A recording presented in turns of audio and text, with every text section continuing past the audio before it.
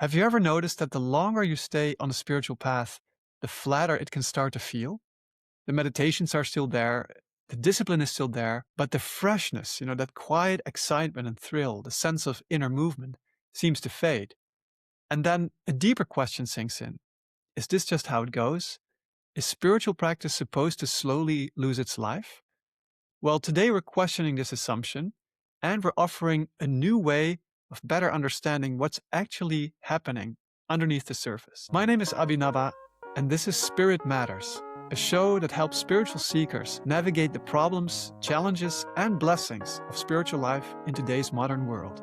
In this episode, we'll explore why spiritual practice can feel stale, even if you're doing everything right. And we offer 7 practical strategies that you can apply today to bring back that freshness and newness to your practice. At the end of this episode, you'll know why comparing your progress to others quietly drains your inspiration, how a millennia-old perspective on life can solve midlife crisis, and, big drum roll, we're going to divulge the secret to remaining young. Yes, there you have it. We'll give you in this episode the key to the fountain of eternal youth. If you've been sincere, consistent, but quietly wondering if something is wrong with your spiritual practice, then this conversation is for you. Let us go straight away to our seeker problem. Every week we discuss a seeker problem, a problem that somebody struggles with in their spiritual practice. And today's problem, I think it's recognizable for many seekers, is that people sometimes tell me they've been meditating for many years and they're quite well established in their spiritual practice. But the problem is that their meditations have become stale and somewhat lifeless. So they can't seem to find the thrill and the freshness that they had at the beginning of their spiritual journey. So how can they get back that freshness, that newness, that feeling in their practice? Sri Chinmoy's advice was always to keep the mindset of an eternal student. And so this is often the problem, that once we start to make some progress in a particular field, we start to feel as though we somehow have reached some level of mastery, or we sort of understand that field to some level. And as soon as we do that, it changes our minds and we stop seeing a lot of the more nuanced and fine details of the field. Like when you step into something that's new, you're really open. And so you're paying attention to all of the new sensations and all of the new experiences, and you're trying to pick up as much as you can from it. And once you think you've achieved some level of mastery, you start to sort of, in some way, filter out all of the subtleties of the experience. So in some ways, Isn't that also the law of entropy, that everything also always deteriorates? And yes. so it's only natural that your practice will also deteriorate and you lose inspiration. Is that not just a natural law? So, well, what we're trying to do is we're trying to fight against that natural law. And the way to do that is the quality we call aspiration. So aspiration is the fuel or energy that's going to actually drive the transformational progress and process of your meditation. So what's another word for aspiration? aspiration is, I mean, it's linked to inspiration. Like if you're inspired about something, you will have some aspirations to improve, to go further, to put energy and time into the activity. So, and that comes from keeping open to the possibility of change and growth. Because as soon as you start to think, oh, okay, I've been meditating for 5 years now, or 2 years, or 3 years, and I've done all right, but it seems to get from where I am now to sort of the next level in that activity, it can seem like a big step, and it can seem like a lot of time and effort and hard work. So you need to keep that inspiration that no, this is something that's worth it. This is something that I want to put the time and energy into. And especially in those moments where you feel as though it's you're putting a lot into it and perhaps you're not getting the immediate return, you have to keep that vision. You have to keep that vision that no, many other people have walked this path before me, and the experiences they've had and the things that they've said about the journey and the things that they've experienced on the way, I haven't had those experiences yet. And so instead of using that as a discouragement to think, oh, well, maybe it's not meant for me, think, no, they continually kept on turning up for the practice and putting the energy and the time into it. And that, But could it not be that they were more advanced, they were more talented in meditation? They had more capacity and skill than they did. So that's a really good point. But what I like to say, and that I think at the fundamental level of consciousness, consciousness, we are all uniquely gifted with the capacity to experience infinite consciousness because we've all come from the source consciousness of the universe. So we all have that same potentiality. So all souls have that same potentiality. Even if at the moment they're having the experience of being an earthworm, that's just that particular manifestation is limited. But once you've made it to the human level, you all of us have the same potentiality of reaching the highest states of consciousness. And the great teachers say that the universe will not be complete until we all do reach that higher state of consciousness. So it's going to Yeah, happen. but so how come then? How can I maintain my enthusiasm if the results are not coming? You know, year after year, I'm doing the practice, but it's not nothing's happening. It seems so. So How to remain inspired? yeah, this is one of those fields where the vision and the inspiration has to transcend the daily experience. There has to be, and this is the idea of faith. Like some things you really have to have faith in. And it's even the idea that we have come from the divine and that we could perhaps return to the divine. We need to have faith in that because we can't prove that to ourselves minute by minute. And it's the same thing with your meditation practice. You can't prove to yourself on a daily basis that you will one day enter into a deeper and more profound state of consciousness. But you have to have faith that from what you've seen, what you've heard, what you've experienced so far, that there's still a long way to go. And like if you feel as though you are the complete finished product and that you cannot go any further, that you cannot transform yourself into a better version of yourself, then okay, like you've reached your goal at that point. But I think all of us feel as though that there's still so much growth that we can make, and there's still so much for us to learn, and there's so many experiences for us still to have. And so we've got to have that faith.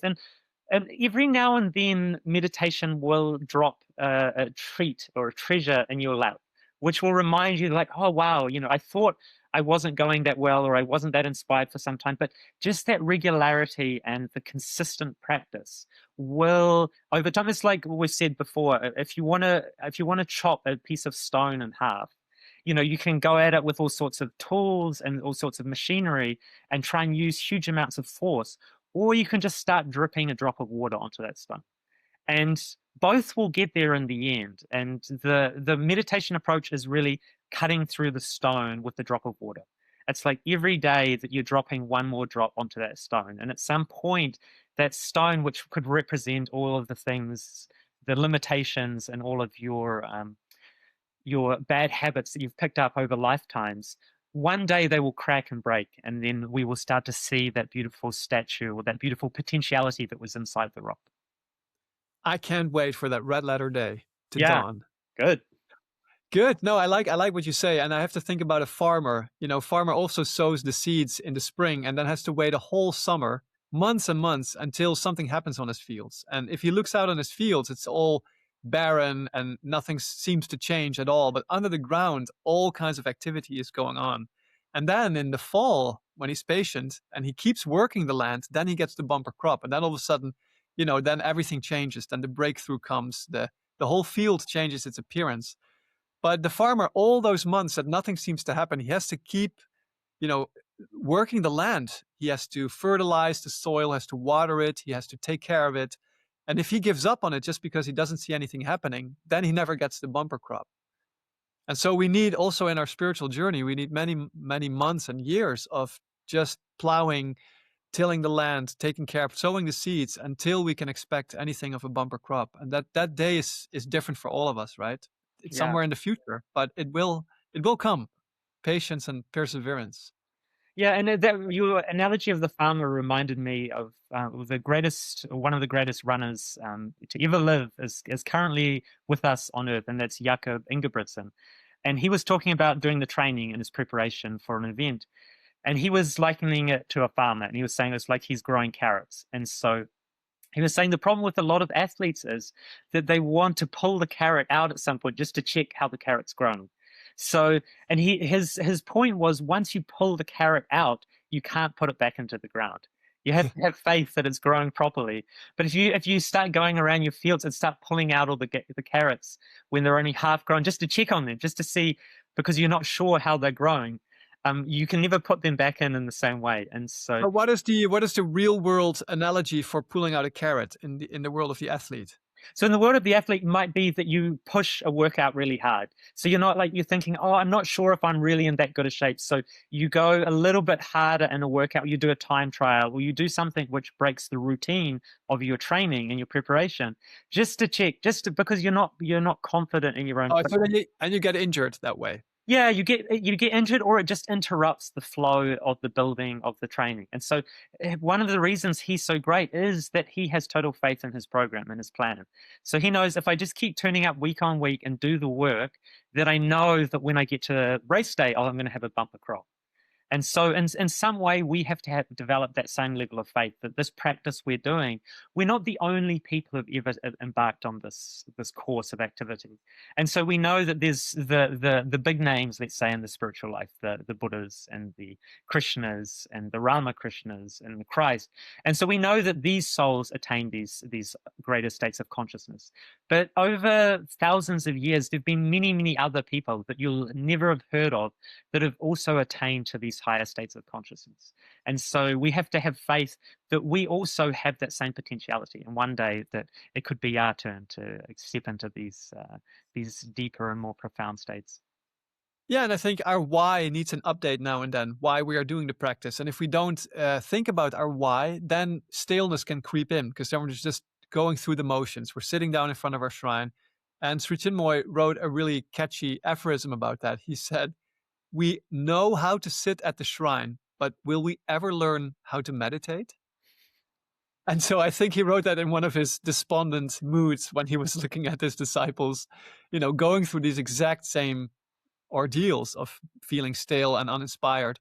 Not just sitting down for your shrine and doing the motions is not enough. You have to actually bring some intensity, into your every meditation. It's like a workout, like the athlete. You're an athlete going to the track and you have to do the workout. And the meditation, you have to I think that's important, to bring some intensity to your practice every day. And sometimes you have to switch up your routine just to make it a little bit new and different than normal. So just try to switch up things. Like if you do some singing or some mantras, like do it at the end of your meditation instead of the beginning. Do some reading, do a walking meditation. Like try to implement also some new practices that may give you that feeling of freshness. Yeah, yeah, beautiful. Hi, this is Abhinaba. Sorry to interrupt the conversation, but I just wanted to summarize the 7 practical strategies you can apply today to bring freshness back to your meditation practice. Here we go. 1. Reclaim the mindset of an eternal student. Let go of the feeling that you've arrived or mastered meditation and consciously return to beginner's openness and curiosity. 2. Actively cultivate aspiration, not just routine. Use aspiration as the inner fuel that counteracts entropy. Meditation needs a living inner energy and not mechanical repetition. 3. Anchor your practice in faith rather than daily results. So accept that progress cannot be proven day to day, and it must be sustained by faith in the long arc of transformation. 4. Stop checking for results too frequently. Avoid pulling the carrot out of the ground, so to speak, by constantly evaluating whether meditation is working or not. 5. Update your why for meditating regularly. Revisit and refresh the deeper reasons why you're sitting. Otherwise, your practice turns into just going through the motions. 6. Bring conscious intensity to each meditation session. Treat meditation like inner training and not passive sitting. Show up with focused engagement. 7. Introduce small, deliberate variations to refresh your practice. Change sequencing or form, for example, mantras at the end instead of the beginning. Do a walking meditation or some reading before sitting. That was the summary. We'll now return to the conversation. Lovely. So now we go to the aphorism of the week, and I selected one. I've been hyping this up in the intro, and it's really the secret of remaining young. And this is going to blow your mind because it's not what you think. It's nothing to do with moisturizers or diet or a healthy workout routine. It is something totally beyond, and it's something that we all can achieve. And so this is one of my favorite aphorisms because it is such a deep wisdom at the same time. It is unexpected and really throws you for a loop in a sense. So here it is, without any further ado. The secret of remaining young is to devour beautiful and powerful thoughts. I was going to say that once Ooh, more. Yeah, just once more. The secret of remaining young is to devour beautiful and powerful thoughts. Yeah, just let that land for a second. Boom. powerful, powerful. So, what is your take on that? Well, I think that is, like you said, it's not basing your state of consciousness on the external world. It's instead telling me that the youthfulness or the dynamism and inspiration that I feel is going to come from what sort of diet of thoughts instead of the diet of physical foods and external sources. It's what sort of thoughts am I eating or devouring on a daily basis. And so by trying to be more, trying to clean up my inner diet of the things that I think about and the thoughts that I have, that's going to be the thing that's going to allow me to really transform my consciousness, to transform my experience of life, and all of those things that we're looking for. Because in some ways, when as we start to age, we look back on our youth and we start to see all of the potential. Because that's the beautiful thing that you have in youth is potential. Because young people haven't actually done anything yet. You look at a young child, and we all love to see a young child because we see in them pure potential. Like we don't know what they could become anything. And that's so beautiful. But as you become older, you start to see that you've sort of crystallized or, collapsed down to some particular form. You're not an astronaut and a cowboy and a ballerina and, a professional sportsman. You didn't manage all of those things. And so for me, youthfulness is reminding me of youth reminds me of the potential that we all have, the unmanifest potential. And so if I want to maintain a state where I have access to the potential that exists within me, it's determined by what sort of thoughts I allow to fill my consciousness.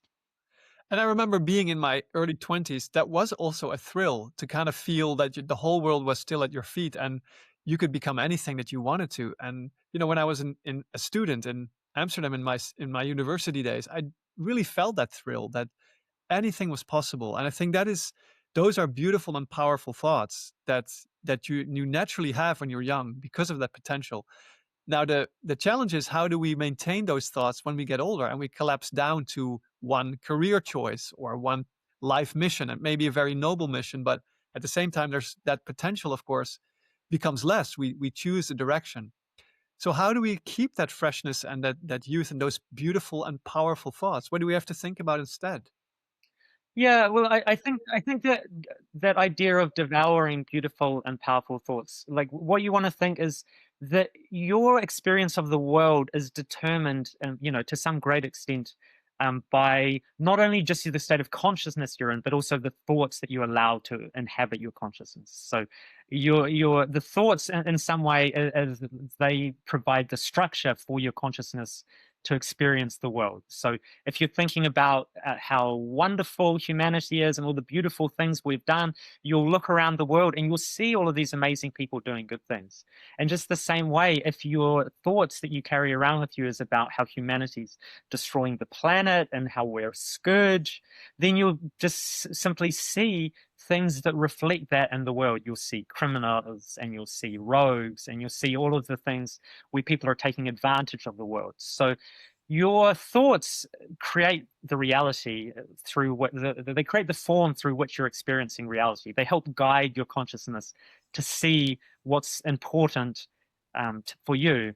And so being really clear with yourself when you're having thoughts that align with your vision and align with who you truly feel that you're growing into.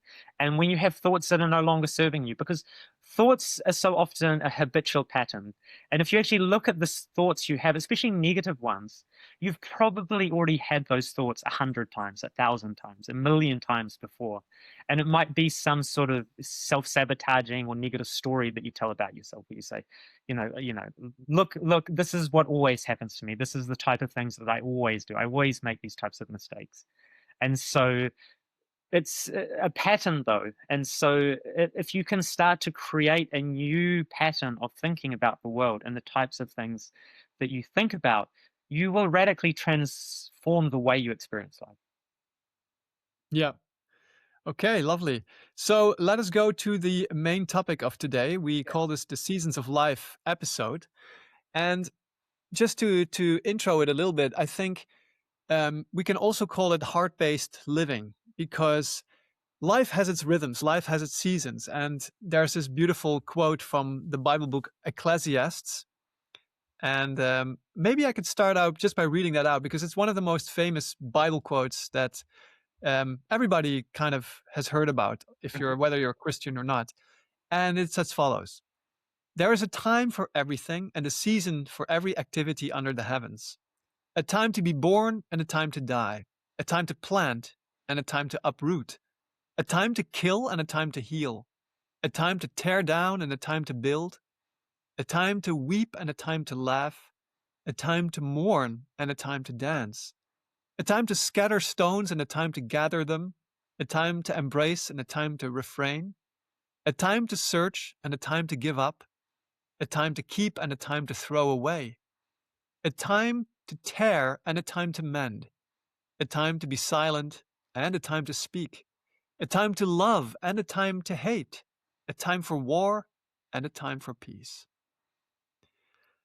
Beautiful, beautiful. I do love that. It's that really captures so much of the human experience. It does. And it's interesting that you would think in a religious book like the Bible, you would gravitate more towards peace and love, but they say there's a time to kill and there's a time for war and there's a time to hate. How do you explain that? I mean, we can always look at those realities as an external reality around us. But if we look for most of us now, we're not actually fighting and killing and having wars in our day to day lives and the experiences we're actually having in the world. They've become more and more rare, those experiences. But those forces that act themselves out through war or killing, those forces still exist and they all exist within all of us. And so when I think of those things, it's like there's a time to kill, there's a time to destroy, or a time to, we could say, transform or let go of. And very often that's part of ourselves that we have to let go of. There's some part of us that's no longer serving us, and it's time for that part of us to die and for it to be killed off because it's no longer aiding us on our journey. Yeah, I have to remember that the Bible very often uses very symbolic and poetic language. Yeah. So I think indeed we can think of that in figurative way, a time to tear and a time to hate. Those are also internal processes. But we are not going to speak about Bible quotes. We're going to move to I think, more the Indian system of seasons of life. And you had something interesting to say about that, being a keen observer and a keen lover of everything Indian. So let's start by looking at the model of life that's presented to us in our culture, because I think that gives us a good point of reference. Because we don't often sit down and think, okay, what is our culture telling us about what a life looks like? And as we age and we move through the different seasons of life, how do those differ and how do those change? And I would say that in the Western world, we have become incredibly skilled at the first part of life. So the part of life which is about education, which is about expansion, which is about growing and increasing our capacities. And so you want to think that for a child's world is very, very small. So it starts like it's like first area where it feels safe is with the mother, and then that expands to the family, and then over time you want to see the child start to expand and expand its areas of growth and expertise. So it can go to school, and it can start interacting in sporting fields or in music clubs and all these different things. So you start expanding and expanding and expanding your capacities and your abilities and your ability to influence and interact with the world.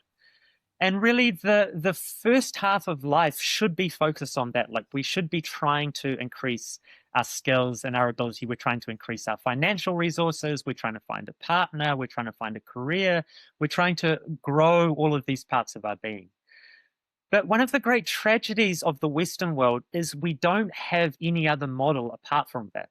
So that expansion, growth, consumption model of life is really the only model that we have in our culture. And so what that causes is we start to see people when they move into their 40s and 50s, often we already have this caricature of someone having a midlife crisis. And so if we think of someone who is having a crisis at that point in their life, the types of activities that they're doing is they're consuming, like, conspicuous consumption, we could say. So maybe they buy, an expensive flash sports car, and maybe they break up their, The traditional feeling is that the motorcycle, that yeah, man started to ride motorcycles. yeah, so he can have a motorcycle, but he's trying to hold on to his youth in some way. So maybe he'll start dressing like a young person. He'll start being, going to, fancy restaurants and traveling a lot. But then Having a young girlfriend. exactly, and so these are all trappings of someone who is trying to cling hold of their youthful energy, or the expansionary phase of life. And at some point in your life, it becomes less and less meaningful, these types of activities.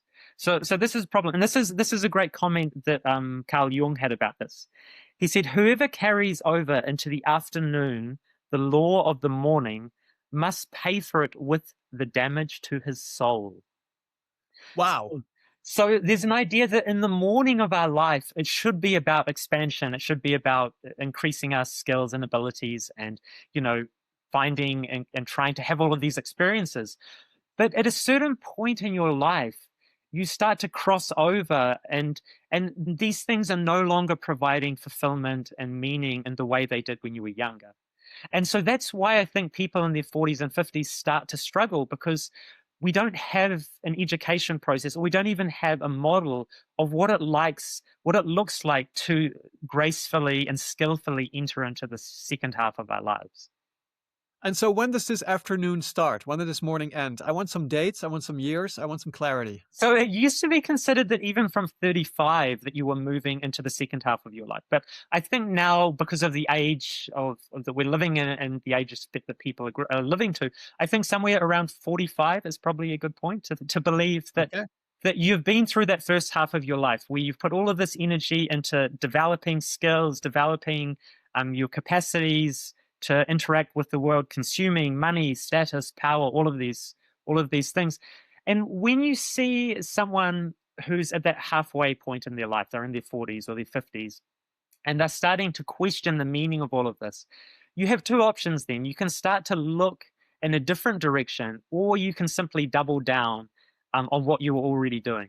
And that's what we see a lot of people do in our culture, that they double down and they just try and hang on to the power. They try and consume more. They start, doing all of those things we talked about. And it But doesn't. aren't they just looking for some new experiences? I mean, aren't they just looking for a change of environment? And can't It's that like just be healthy and new and fresh?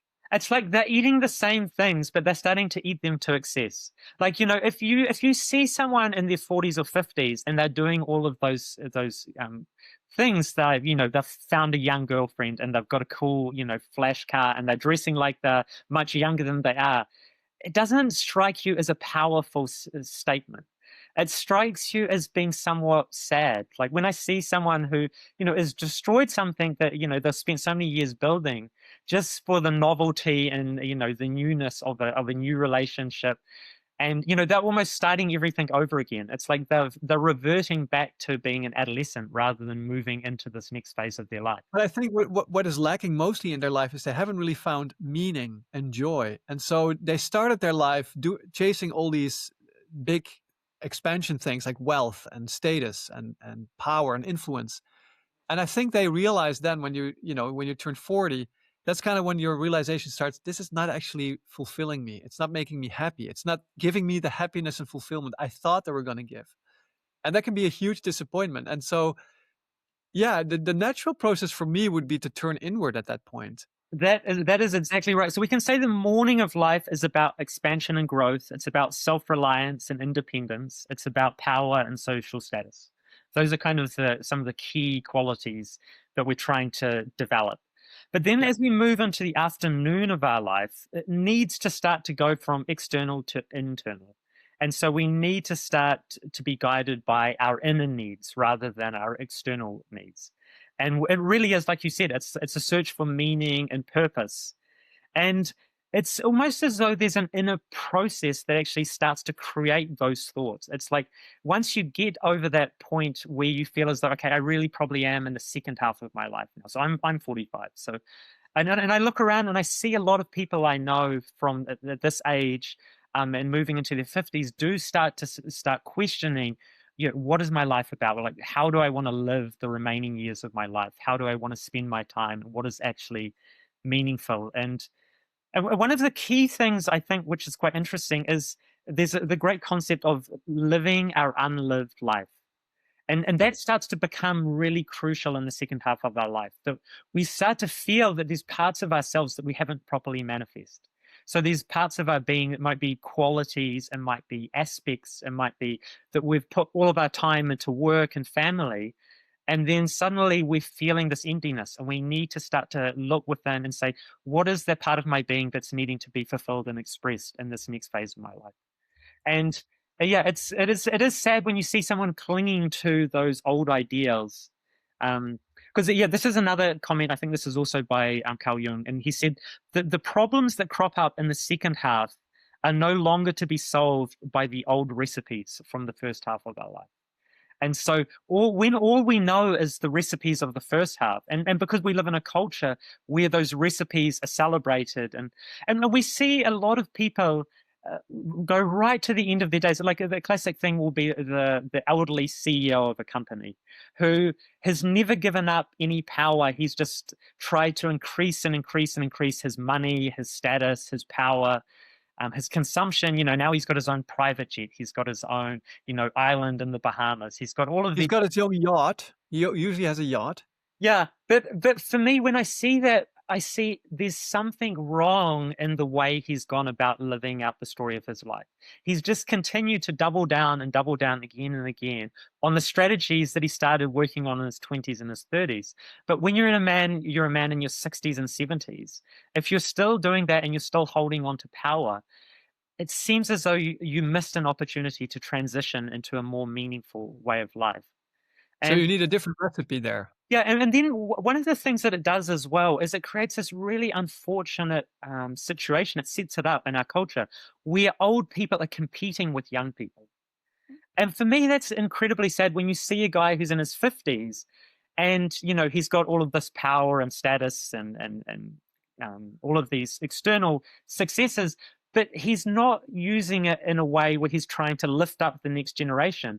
He's trying to use it to compete with the next generation. Like, if you're a person at that age in your life and you're suddenly, looking for, a younger partner, and you're trying to, be really cool and hip and trendy, it's like that is really uninspiring to see. It's, as to use something that the Gen Z would like to say, that is super cringe when you see that sort of behavior happening. Yeah. And so I think what we need to see is there a different model of how we can age gracefully? Because we really don't have that model at all in the modern Western tradition. And so, Well, we just gave away the secret of remaining young. yeah. So those thoughts, beautiful and powerful thoughts. So this is fascinating. So we're gonna now talk about the Indian conception of aging. So you mentioned that earlier, and so this kind of comes from like the ancient Vedic traditions. And so people were talking about this like in the 4th century BC, so 2,500 years ago almost, people were looking and thinking, okay, what does the journey of an ideal human life look like? What are the seasons and what are the different stages? And so for the Indian, there's an idea, it's called asramas. And so these are the 4 stages of life. And so the first stage, which is from birth to the age of 25, is you're a brahmacharya. And so brahmacharya basically means student. And so it was considered that this was the foundational phase of your life where you would learn the wisdom, you would learn the knowledge, you would learn the skills that you would need to carry over for the rest of your life. So like we have in our culture, it's a very expansionary stage. And so you're trying to develop your powers, your skills, your abilities. And so that goes from 0 to 25. And then from 25 to 50, there's the next phase of life, which is called a grihashta. And grihashta means householder. And so it was considered that this was the right time in your life from 25 to 50 for you to have a family, for you to have a career, for you to be productive in the world. So this was a really key time in people's lives because obviously it's the biggest and most important for all of the external factors in your life. You need to get a house and you need to have a career and you need to find, a partner and you need to have children. You need to do all of those things in that phase. That seems the right time to be doing all of those things. So if you start doing that at 25, you're still youthful and your energy is good and you're strong physically. And so you can put all of your time and energy into the external world and trying to achieve as much as you can.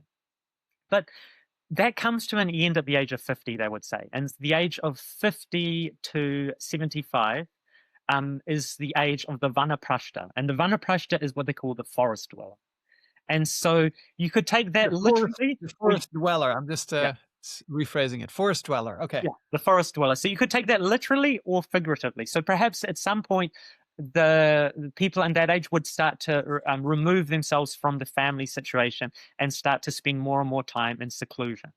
But really, what the goal of that phase of life from 50 to 75 is to slowly start giving up all of your positions of power and authority and start giving those to the younger generation. And so at that point, traditionally, they'd start to see that, your children are growing up, so they can start taking responsibility for the affairs of the family, and you can start to turn your gaze more inwardly. So you can start to focus on your inner journey, your inner transformation, and then they would say at the age of 75, that was really the age to become a sannyasin, which is like a total renunciance. So you give up all of your attachments to the material world and your material possessions, and you start living a life that's only or purely focused on the inner transformation. And they would see that this is you're really entering into that last stage of life. So you want to be as well prepared for that moment of transition from life into death as possible. And so this model to me is really sensible. It really makes sense that by the age of 50, if you're still really chasing material success and more power and status and all of these external trappings of success, you're really focusing in the wrong direction. Like at some point around there, you should be starting to give up and give away some of your responsibilities in the world. So you've perhaps got more time to focus on the inner journey and the inner transformation. So I have a question about that because you and me both started our spiritual journey in our early 20s. Yes. And we have completely gone off the rails if we look at the Indian system. We did not start a household. We didn't start a family. We didn't chase success, wealth, and power. We were pretty living the spiritual life pretty intensely and seriously ever since we were 20. So, but still, both of us are really happy with our lives. We're pretty, I would say, I know you well, you know me. We're really happy and fulfilled with our spiritual lives. Have we done something wrong or did we do the right thing? Or is there another system still No, so of the so, same? so there is a different way of approaching the system. So, like in the original model of the Indian conception, they saw these four phases as also four different paths that you could follow. So you could remain always a brahmachari. So you could always remain celibate and focused entirely on your growth and your increasing your knowledge and your wisdom. You could immediately, as soon as you could, focus on the householder path. You could also focus immediately as being a forest dweller. You could also immediately focus on becoming a sannyasin. So they were seen as four different options. So that was another way of looking at them.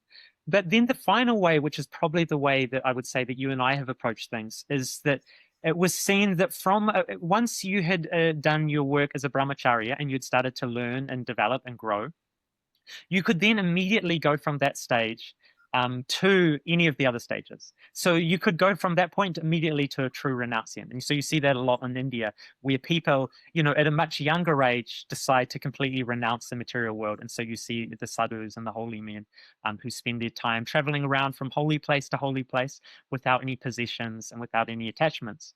Or you could immediately at that point as well decide to become a vanaprashta, a forest dweller, and start to try and reduce your responsibilities and try and focus your attention more and more inward. But I think what you and I in some way have done is that the grihashta, the householder phase, is not compulsory. It's not that everyone has to go through that phase, but this was kind of a model for the society that you need enough people who are taking on that responsibility for the society to sustain itself.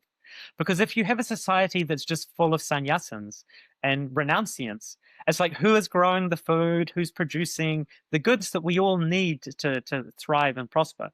So it is a really important sort of structure. It's like an ideal of how the society should function.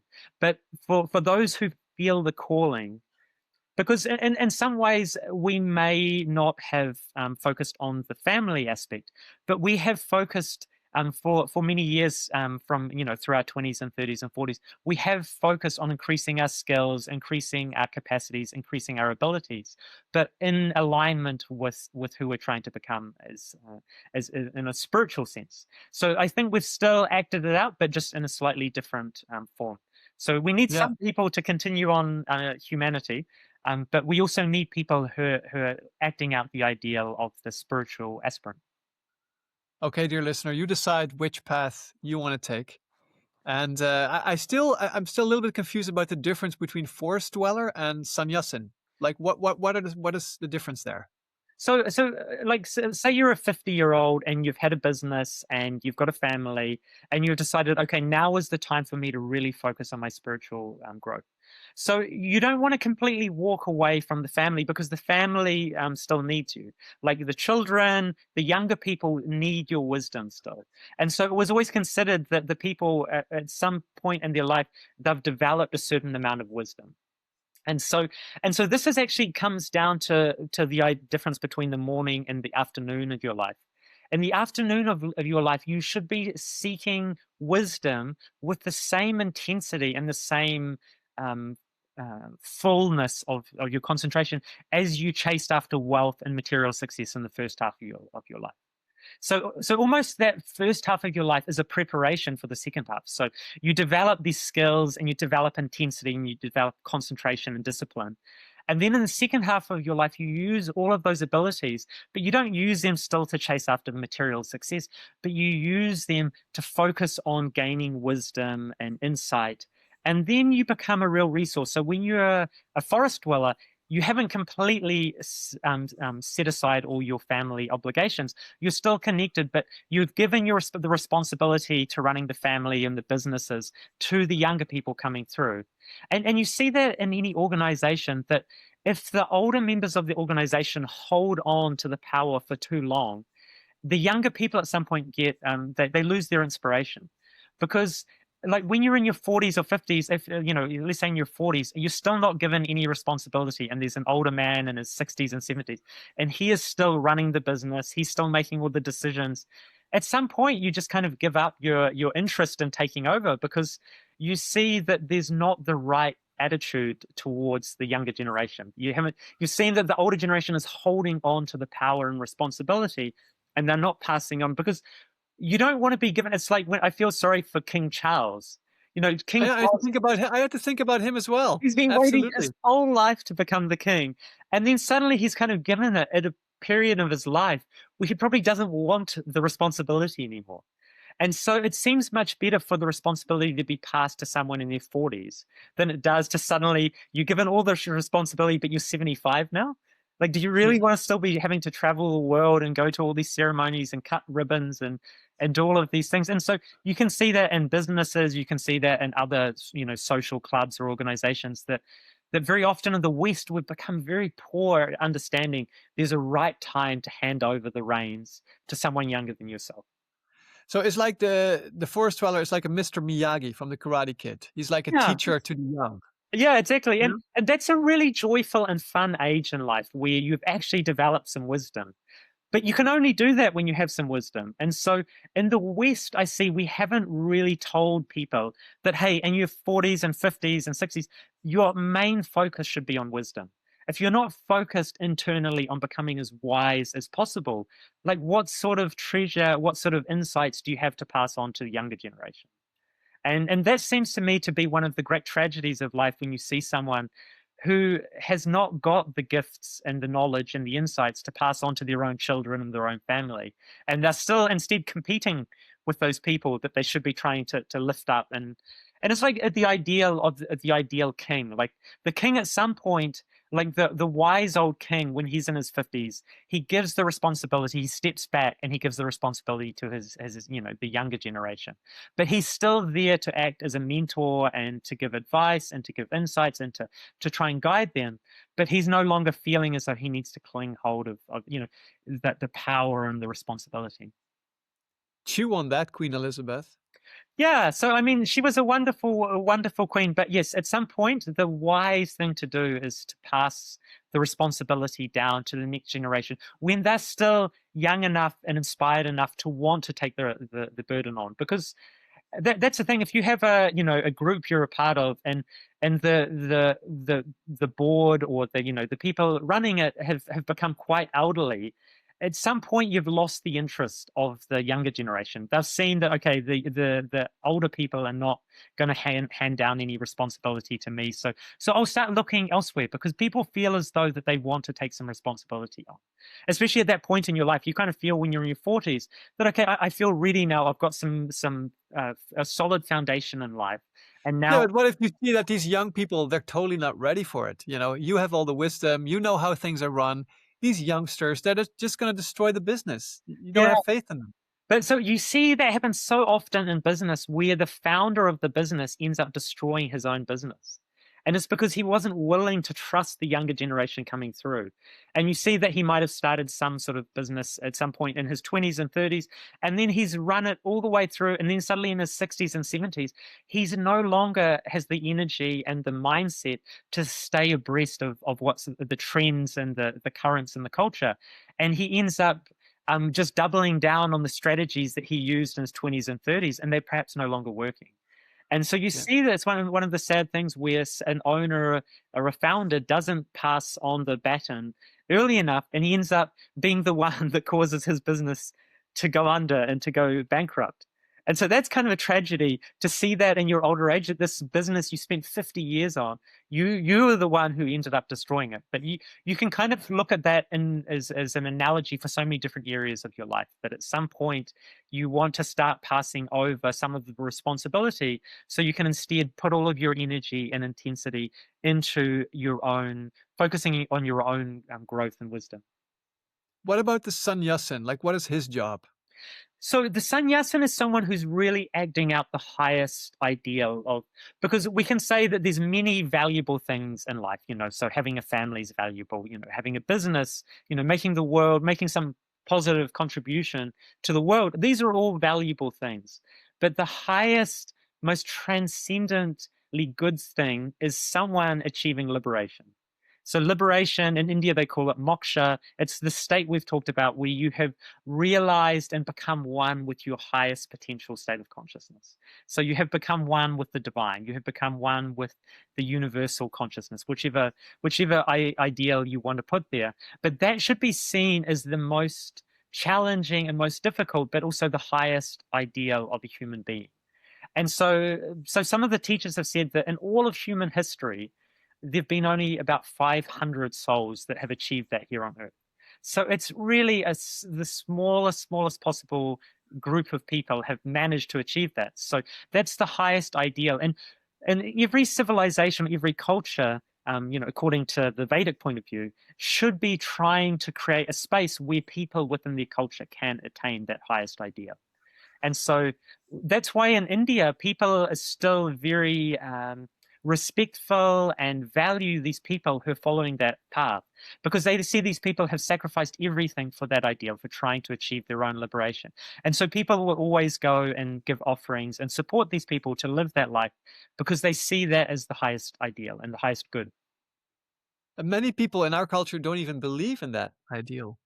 Yeah, So so that is one of one of the things that we have to come to terms with, that perhaps there is a goal to life that we haven't realized in our culture yet. So our goal at the moment is still focused around consumption and about power and about all of those material successes. But that still leaves us feeling empty when we're a 50-year-old. Like, even a beautiful new motorbike is not going to fill that hole inside our soul. really, I thought it was when you're speeding down the highway in America with the beautiful backdrop of the mountains, you have your young girlfriend in the back. I mean, isn't that the definition of happiness and fulfillment? Yeah, and Are you telling me that's fake? Come on. you've already got, 2 or 3 children from your first relationship, and, Yeah. when they look at you and see what you're doing, do they see the same ideal that you're seeing in your own imagination? I They're think gonna say, "Dad, you're so cringe." yeah, exactly. So this is actually another really important thing is that it's the second half of our life, death should become our goal as well. So this is the change Ooh. in mindset. So in the first half of our life, we don't need to be thinking about death. Like so we can really focus on giving our all to the world around us, because if in the first half of our life we focus too much on our own death, we won't bother valuing the human experiences that we're having. We won't bother having a family. We won't bother building a business or having a career, because we'll be too conscious of the fact that it all ends in the experience of death. But in the second half of our life, if we're not looking towards our own death, we are trying to avoid the inevitable. We are trying to look back and we're trying to cling on to things that worked at a different point in our life.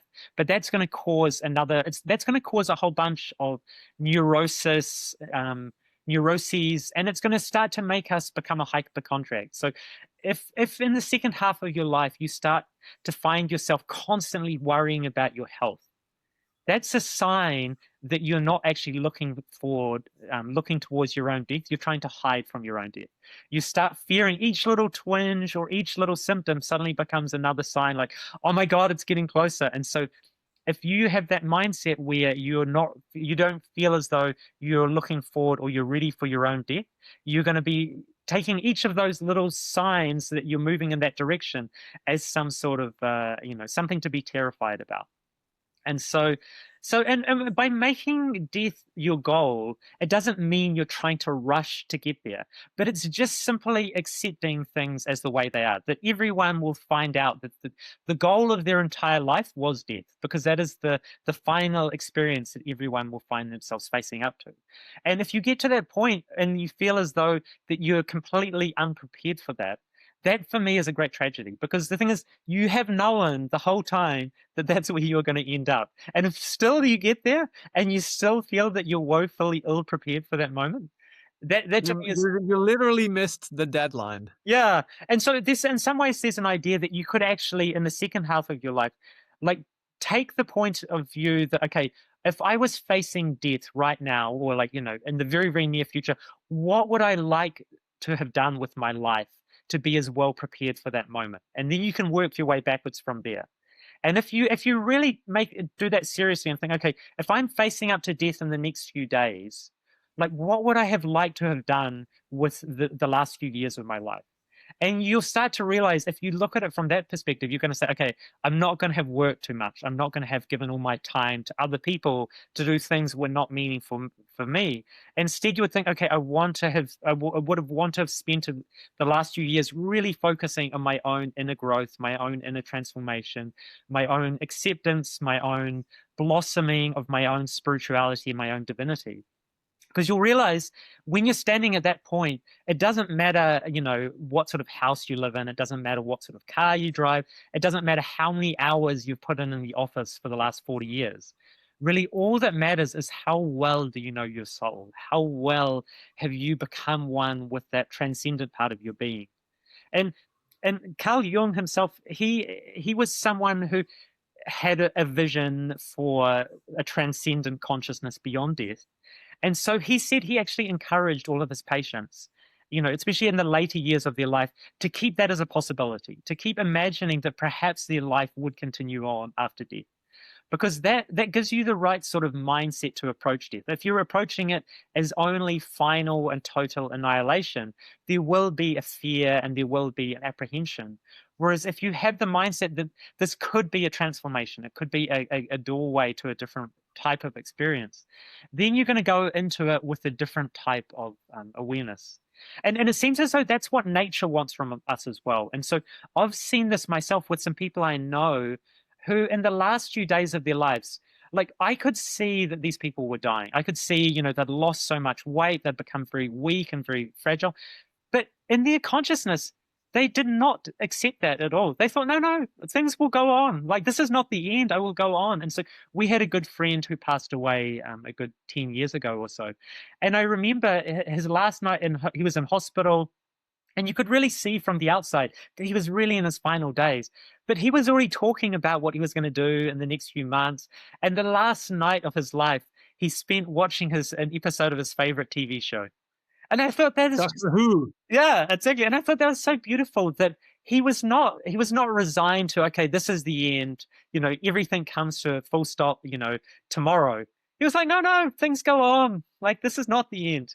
And so I thought that was really beautiful that our own spirit inside us at the final few days, it doesn't make us depressed and melancholic. It says, no, don't worry, carry on. Like, what's your favorite TV show? Like, do what is going to give you joy. He knew it was the end, right? He did not. He did No, he did not not. act as though he knew it was the end.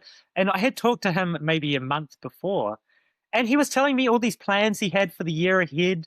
And I was just so struck by how beautiful that was, that for him, it was like not the end, even though Now outwardly. we have to say he was only 42 years old, so Yeah, he did die at a very young age. yeah. And But whereas you and me, we were born at a very young age. yeah. So that for me is something to take on board as well, that we can actually make death as a goal of our life rather than something we try and imagine is not going to happen to us. So that somehow the human being is so amazing that we can almost deny the most inevitable thing. We can somehow convince ourselves that, I know that's happened to every being that has ever lived, but somehow it's probably not going to happen to me. Somehow there's going to be some different pathway that I'll take. But there's something wonderful about that true acceptance of what is, and the fully embracing that, and fully embracing that as part of our journey. And it doesn't mean that in the second half of our life as well that we're giving up. Instead, we're changing the things that we're putting our attention and value to. So we're using that same intensity we developed in the first half of our life, but instead we're turning it all inwards. And we're trying to become as wise and deep and profound and as well integrated as we possibly can. Yeah, and then when that final moment comes, it starts all over again because you reincarnate. And if you want to hear more about that, you have to check out episode 5 of our podcast. And so that brings us to the end of this episode. We have shortened it somewhat. And wonderful, Fajan. Thank you for your exquisite explanation of the seasons of life. We'll see you next time. Thank you.